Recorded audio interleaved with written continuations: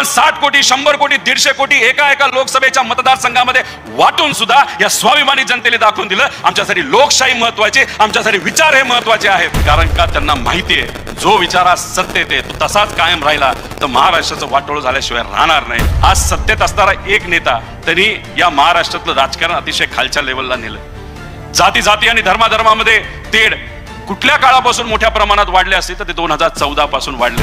आले कुठून पैसे, कोणाचे पैसे हे त्यांना मात्र तुम्ही बाहेर ठेवलं आणि त्या सामान्य लोकांनी दाखवून दिलं हे जे लोक तुम्ही घेऊन बसलेला आहात यांची तुम्हाला इलेक्शनला जरूरत नाही, आमची जरूरत आहे. आणि खऱ्या अर्थाने लोकशाहीची ताकद ही अयोध्यामध्ये सुद्धा तिथं असणाऱ्या लोकांनी दाखवून दिली. हे सगळे थोर व्यक्ती होऊन गेले, त्यांनी कधीही भेदभाव शिकवला नाही, कधी दाखवला नाही. ज्या पद्धतीने ते वागले, ज्या पद्धतीने त्यांनी कार्य केलं याच्यामध्ये कुठंही जाती नाही तर धर्मावर भेदभाव केलेला आपल्याला दिसत नाही. पण आज जर आपण बघितलं तर यांचा फोटो पुढे करून काही लोक फक्त राजकारण करण्याचा प्रयत्न त्या ठिकाणी करत आहेत. आणि असं जे राजकारण असतं जे फक्त जातीवर नाही तर धर्मावर असतं त्याच्यात कोणाचंही पोट भरत नाही, कोणालाही चांगला विचार मिळत नाही. ही गोष्ट ही आपण सर्वांनी कुठं ना कुठेतरी समजून घेतली पाहिजे. खरं तर 2014 नंतर आपण जर अभ्यास केला आज सत्तेत असणारा एक नेता त्यांनी या महाराष्ट्रातलं राजकारण अतिशय खालच्या लेवलला नेलं. जाती जाती आणि धर्माधर्मामध्ये तेढ कुठल्या काळापासून मोठ्या प्रमाणात वाढले असते तर ते 2014 पासून वाढले. कारण विकासाचं राजकारण हे अवघड असतं. त्यामुळे ही गोष्ट आपण सर्वांनी मनामध्ये ठेवून येत्या काळामध्ये कशा पद्धतीचं राजकारण केलं पाहिजे हे तुमच्या सर्वांच्या हातामध्ये.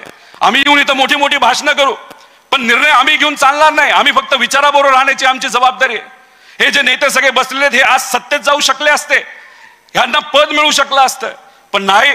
पवार साहेब आज लढायला तयार आहेत. पवार साहेबांना खांद्याला खांदा लावत पवार साहेबांच्या पाठीमागे आम्ही सुद्धा कार्यकर्ते म्हणून मावळे म्हणून तिथे लढायला तयार आहोत. का? कारण आमच्यासाठी विचार महत्वाचे आहेत. या लोकसभेच्या इलेक्शनच्या काळामध्ये एका एका मतदारसंघामध्ये महायुतीच्या एका एका उमेदवाराने कमीत कमी 60 कोटी रुपये खर्च केला. आले कुठून पैसे, कोणाचे पैसे हे? तुमचे पैसे, आपले पैसे. जे आपण टॅक्स असेल जिथं कुठं काय आपण जीएसटी असेल, टॅक्स असेल, इन्कम टॅक्स असेल, हा पैसा जो दिला जातो त्याच्यातून जो काय त्या ठिकाणी करप्शन होतं, भ्रष्टाचार होतं, हाच पैसा आज इलेक्शन मध्ये मोठ्या प्रमाणात वापरला जातोय. पण 60 कोटी 100 कोटी 150 कोटी एका एका लोकसभेच्या मतदारसंघामध्ये वाटून सुद्धा या स्वाभिमानी जनतेने दाखवून दिलं आमच्यासाठी लोकशाही महत्वाची, आमच्यासाठी विचार हे महत्वाचे आहेत. आणि हीच आपली खरी ताकद आहे. ठीक आहे, काही लोक घाबरलेत सत्तेत असणारे, ज्या गोष्टी त्यांना अनेक वर्ष कळल्या नाही, कुठल्या तरी योजना आणण्याचा ते प्रयत्न करत आहेत. पण अशा अर्धवट योजना आणून चालत नाहीत. योजनेचा लाभ हा सर्वसामान्य व्यक्तीला आणि डायरेक्ट जो कोणी लाभार्थी आहे त्याला तो झाला पाहिजे. पण आज सत्तेत असणारे नेते काय म्हणतात, सामान्य लोकांना मदत केल्यानंतर काही महिन्यातच ही लोक विसरून जातात.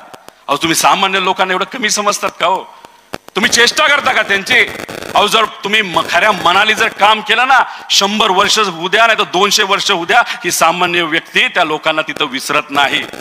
मग हे नुसतं राजकारण जे चाललेलं आहे हे राजकारण आपल्या हिताचं नाही. ही गोष्ट तुम्ही सर्वांनी समजून घ्या.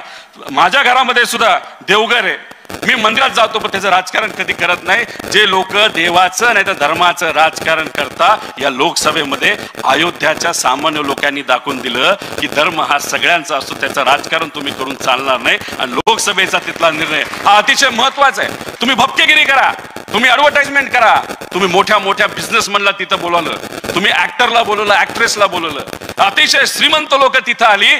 पण मंदिरात जाण्यासाठी जे सामान्य लोक तिथं वाढ बघत होते त्यांना मात्र तुम्ही बाहेर ठेवलं. आणि त्या सामान्य लोकांनी दाखवून दिलं हे जे लोक तुम्ही घेऊन बसलेला आहात यांची तुम्हाला इलेक्शनला जरूरत नाही, आमची जरूरत आहे. आणि खऱ्या अर्थाने लोकशाहीची ताकद ही अयोध्यामध्ये सुद्धा तिथं असणाऱ्या लोकांनी दाखवून दिली. त्यामुळे तुमच्या हातामध्ये खूप मोठी ताकद आहे.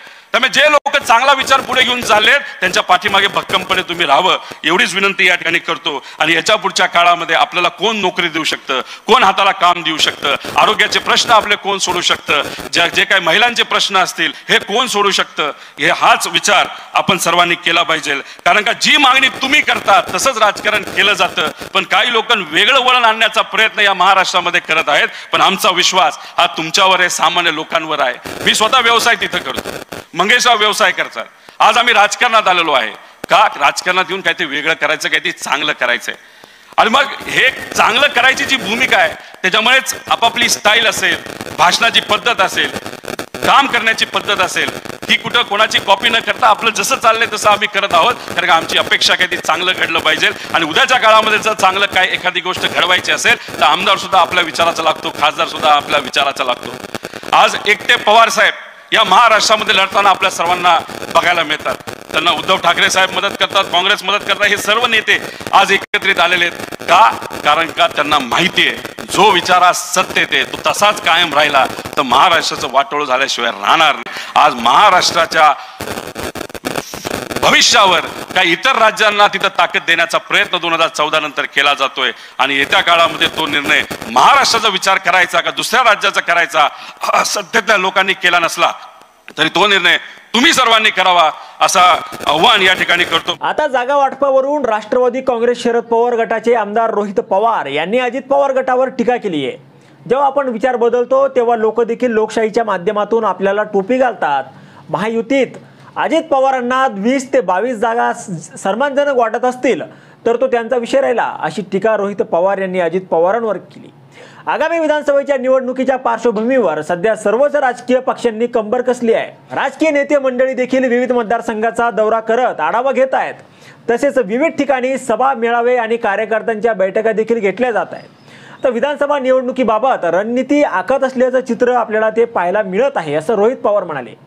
विधानसभेच्या निवडणुकीत राज्यात प्रामुख्याने महाविकास आघाडी विरुद्ध महायुती असा सामना रंगण्याची चिन्ह आहेत.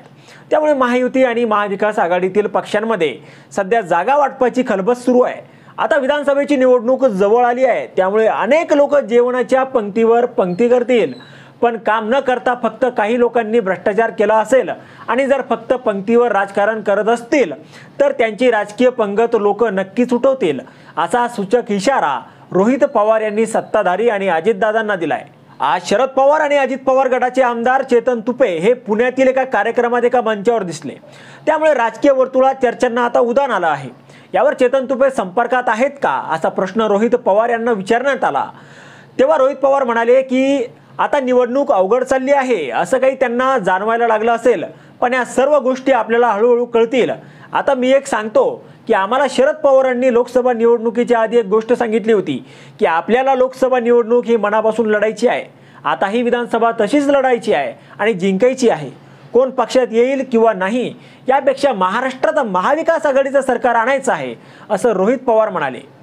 आता यावर तुम्हाला काय वाटतं? तुमचं मत कमेंट बॉक्समध्ये लिहायला विसरू नका. व्हिडिओ आवडला असेल तर जास्तीत जास्त शेअर करा. आणि आतापर्यंत मराठी जनता आपण आपल्या या चॅनलला सबस्क्राईब जर केलेलं नसेल तर चॅनलला सबस्क्राईब करा.